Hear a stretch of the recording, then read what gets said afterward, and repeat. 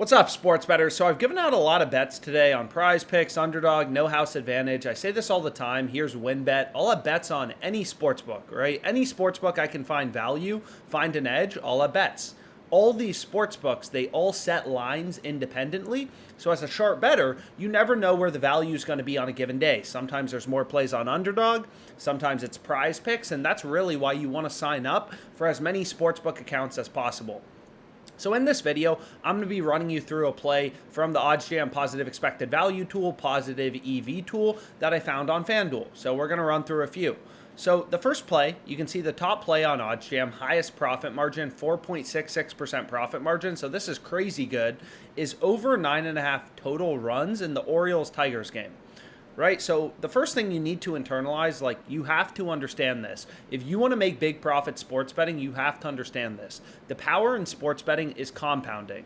The stock market goes up 10% a year. It's very common investing advice. Oh, you should have some money in the stock market. It goes up roughly 8, 9, 10% a year, right? So it's the same thing in sports betting, except these returns are daily. Right? So you still get compounding. This play has a 4.66% ROI, and it's today. This game's today. So in sports betting, you're typically betting on games that are that day, so your returns are daily, right? Your returns are daily. That really is the power of sports betting. If you just have a 3% profit margin on all your bets, there's 30 days in a month. So 3% profit margin, 30 days in a month, 90% ROI on the money you're betting in a month. So that's why sports betting is so powerful, and why you can make a lot of money doing it is because these returns are daily. But anyways, all these books set lines independently, right? And here we can see the bet in bold and in green. This is the profitable play we want to be on FanDuel. Orioles Tigers over 9.5 runs. So what you're going to notice is all these books, right, they're all setting lines independently, is most sportsbooks have this line around, plus 160, plus 165 odds. Caesars all the way down at plus 152, DraftKings plus 160. So long story short, FanDuel's a pretty clear discrepancy, right? They're giving us plus 190, right?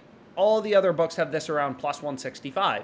So I've said this in other videos, but as a sharp bettor, these aren't just other sportsbooks posting odds. Right? They're all data points on where the line should be set, right? So the way that sportsbooks make money is they bake a spread into their market. So PointsBet has a 50-cent spread, plus 160, minus 210. They have a 50-cent spread in their market. Pinnacle, sharpest sportsbook in the world, so this is known to be the sharpest bookmaker, they only have a 25-cent spread.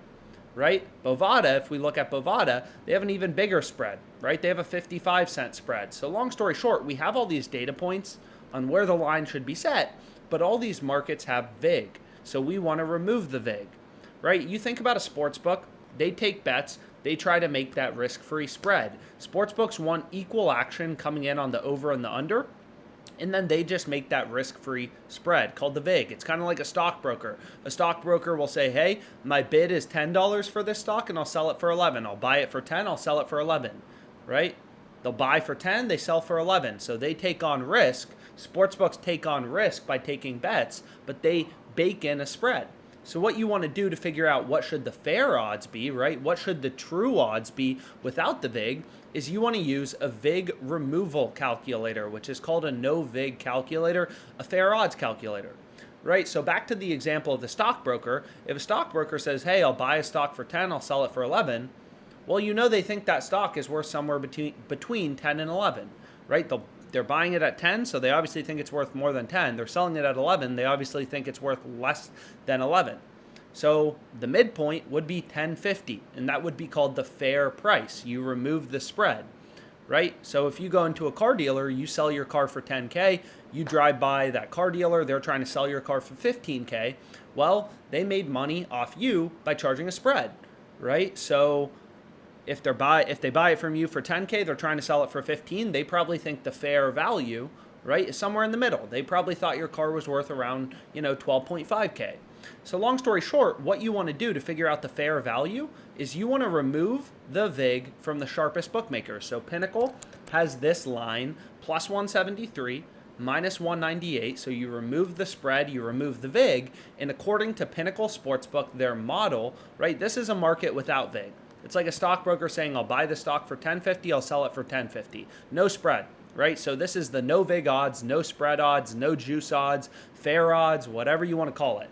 So according to Pinnacle, sharpest bookmaker in the world, when you remove the spread, the fair price is plus 181.39. We're getting plus 190 on FanDuel, so we're getting better odds, higher odds, however you want to think about it. We're getting value above the no vig odds or the fair odds, the true odds, no vig odds, true odds, zero juice odds. There's a lot of terms for it. But long story short, you're trying to find bets where you're getting value to the fair odds. So I say this all the time, but you don't need a bet on every game, right? You're hunting through. So I hit this bet for 250. You can see right here, I put my money where my mouth is. I always show you guys my bet slips, what I'm betting on, what I'm putting my own personal money on.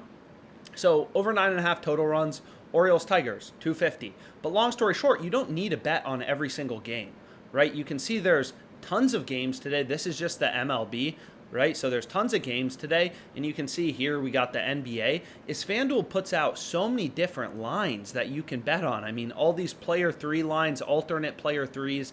FanDuel has 50,000 plus odds at any given time. So you're just looking for those few rare betting opportunities that are actually profitable. So you think about an investor, they're looking, essentially, they're looking for those few investments that actually have value. They're not investing in everything, right?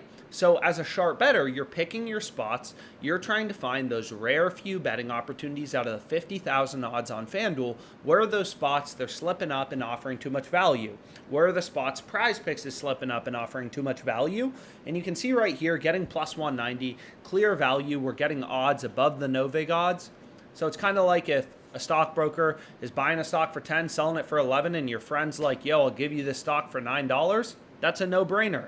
You know the stockbroker's buying it at 10, so if your friend's going to sell it to you at $9, that's a good bet based on market information, right? So all we're doing is we're using all these sportsbook odds to figure out what the true odds are, the no vig odds are. We're finding bets that are at better odds than the no vig odds, and we're betting on them, right? So $250 I bet this for, 4.66% profit margin. So our profit margin in dollars is $11.65.